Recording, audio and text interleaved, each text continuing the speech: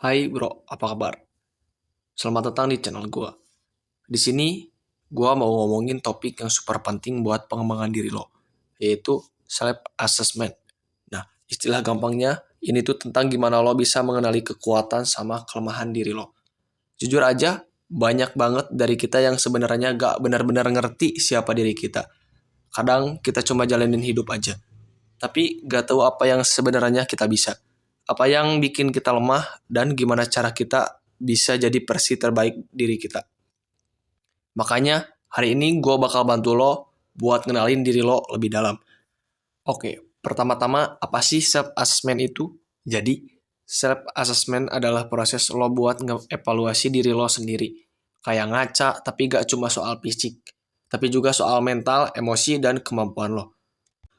Kenapa ini penting? Karena kalau lo gak tahu kekuatan lo bakal kehilangan kesempatan buat ngembangin potensi yang udah lo punya.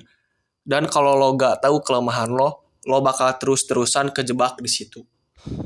Misalnya, lo jago banget public speaking, tapi lo gak pernah nge-explore itu karena lo gak sadar itu kekuatan lo. Atau lo ternyata gak sabaran, tapi lo terus maksa diri buat kerja di bidang yang butuh ketelitian. Akhirnya, lo ujung-ujungnya stres. Nah, self-assessment bikin lo lebih sadar sama hal-hal yang kayak gini. Sekarang, gua mau ngajak lo mulai posesif self-assessment. Ambil buku catatan atau buka aplikasi notes di HP lo, gua bakal kasih langkah-langkahnya. Simple tapi efektif. Langkah pertama, tulis semuanya tentang diri lo. Ya, semuanya. Hal-hal yang lo suka, contohnya main musik, olahraga, ngobrol sama orang, atau bahkan makan.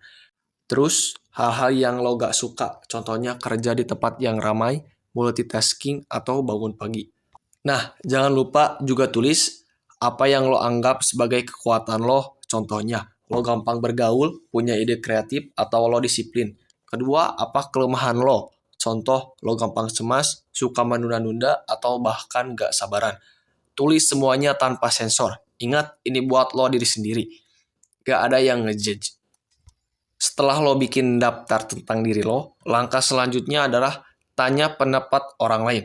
Kadang, apa yang kita lihat dari diri kita tuh beda sama apa yang orang lain lihat. Lo bisa mulai dari orang-orang yang dekat sama lo, kayak teman, keluarga, atau mentor. Tanyakan hal simple kayak, menurut lo apa kelebihan gua? Apa yang harus gua perbaiki? Tapi lo juga harus siap sama jawaban mereka. Kadang bisa aja jawabannya gak sesuai ekspektasi lo. Tapi itu penting banget buat evaluasi. Gue pernah tanya temen gue, dan dia bilang gue kadang suka ngasih komentar yang terlalu jujur sampai bikin orang lain gak nyaman.